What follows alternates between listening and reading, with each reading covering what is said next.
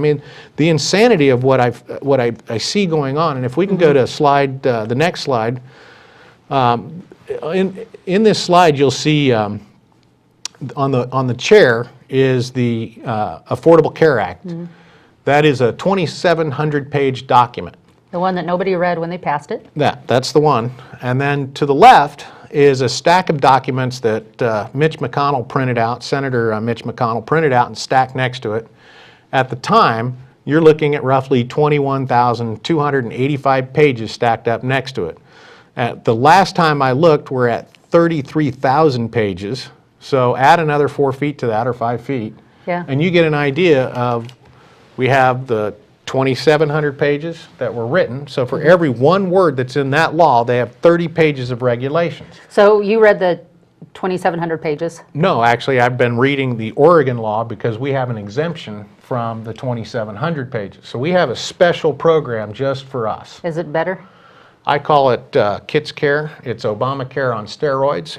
So it's worse? I believe it is much worse because it has given the Oregon Health Authority the complete control over all aspects of health care in Oregon, including sterilizing children ages 15 to 20 without parental consent or knowledge. Yeah, you got a consent form. Yeah, if you can go to the slide that shows the DMAP 742B, that's the Oregon Health Authority's form for this sterilization. There it is, right there. Now, understand that if this is carried out through a community-based school health care clinic, those records are protected by federal law. The parent will have no access to this information. So the same school district that's calling you to ask you, is it okay for me to give your children aspirin, can sterilize your children without your consent or knowledge. There's another slide well, they probably won't have to ask anymore if they can give your child an aspirin. It'll be up to them. That's more than likely, but they want the parent to feel that their children is safe and secure. So by asking, is it okay to give them an aspirin, that makes the parent feel comfortable that those in authority at school are really looking out for their children. So they might continue that just as a So if they're not aware of this, then they're sending their kids off into a pit. The Oregon Health Authority also has been granted the ability to have the same powers conferred upon it as the sheriff. But I want to back up before I get into that because I believe the next slide after the circuit slide was a restraining order. If you threaten a doctor, a nurse, or anyone in the healthcare delivery system, and they loosely, matter of fact, they don't even define what a threat is, but let's say you're at the hospital. No, that's actually a different one. This is where they can compel the county to comply with a healthcare regulation that the director of the Oregon Health Authority initiates. The next slide after that should show the section where if you threaten a, let's see, he took out all my slide numbers, so now I don't know what. Okay. Basically it says they can enter the property and remove any person or property if they threaten any one of the persons in the healthcare delivery system.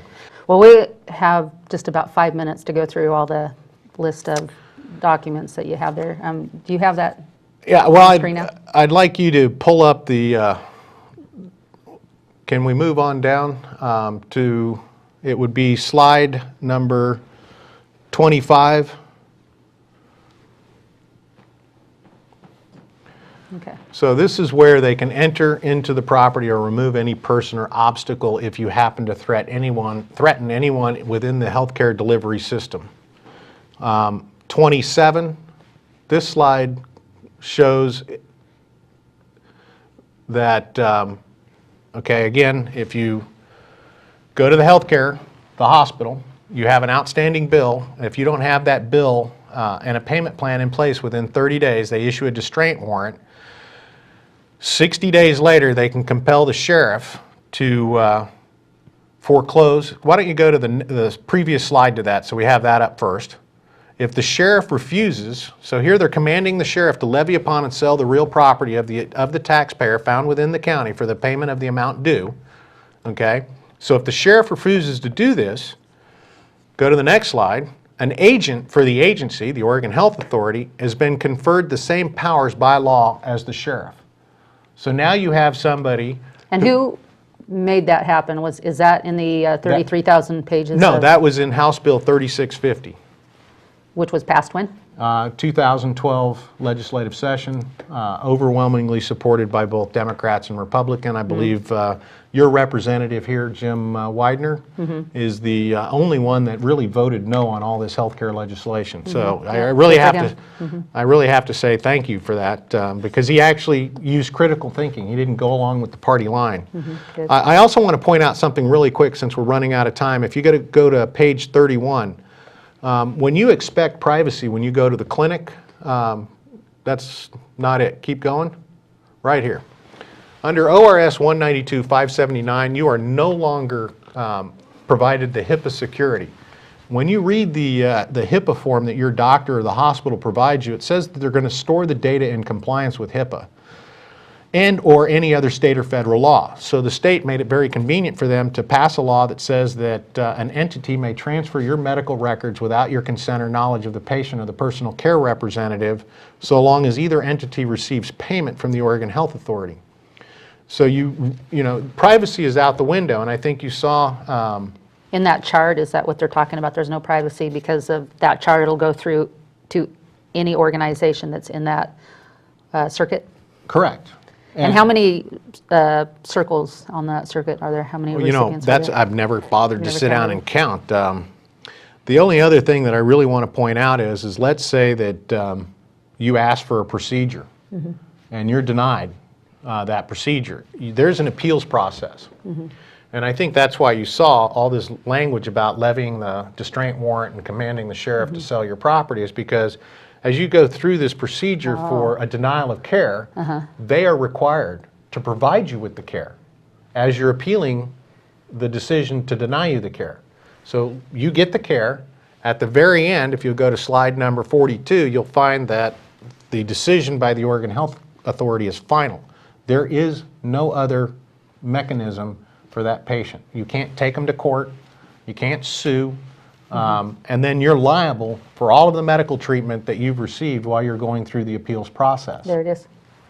So this is inside the contract between the Willamette Valley Community Care Organization and the Oregon Health Authority. So really what we're dealing with here is you have the legislative side that created a broad boundaries of infrastructure or a shell, and then the contracts fill in how that shell is to operate. Yeah. And quite frankly, any administrator or any board member on a hospital that agreed to this without reading the contract and reading the 33,000 pages of regulations, I believe is negligent in doing their job. Oh, absolutely. You know, I just want to point out that the president on Friday just passed an executive order in regards to climate change. You will find in there, and I don't have the slide number on that, there is a compulsory requirement for all members that sign this contract to comply with all executive orders. So wait, if you receive health care You have to comply. with all executive orders? All of them, both at the state level and at the national So level. the executive orders technically aren't really legal because all orders actually have to go through Congress. Yet you have to have health care, but if you get health care, you are subject to all his executive orders, therefore nullifying your freedom that Congress gives you by them representing us. Is that what you're saying? Well, first of all, Congress doesn't give us freedom. God grants us God freedom. grants us freedom, yeah. Okay, Yeah. But yeah, the Congress is our, They're supposed to be advocating on the citizens' behalf yeah. to protect us from big government. And in this particular case, they're not protecting us, they're shoving it down our throat. And I also want to point out that Judge Roberts had to do a judicial backflip in order for him to make certain sections of this constitutional. But he also stated quite clearly that there were other sections of the law that were unconstitutional. And we're seeing several lawsuits now move up through the court system. There are 26 states or 25 states that refuse to set up these exchanges. None of those states all of the states that refuse to set up the exchanges, sorry, I lost my track of thought, but all of those states are not allowed to receive the federal subsidies. So now the IRS and the Department of Treasury has written a special rule that says they can. So the state attorney generals have now filed suit to prevent that from happening. Okay, so what, is there anything at all, we don't have any time, very little time. Is there any way to avoid it? Is there any health insurance that we can get that will keep My us understanding separate from this what for I've now? read is that you need minimal essential benefit plan. If you are a patient and you have that, then a doctor can practice medicine on you. If you do not have it, the doctor cannot practice medicine. Well, how do you get that? Is there a certain health care plan you want to, Spout? Yeah, No, spout, I yeah. don't. I would just strongly urge anyone that's considering it to go to the frequently asked questions page on Cover Oregon. It will clearly stipulate that there are exemptions. They will not handle the exemption here. It will be handled through Health and Human Services. okay, all right.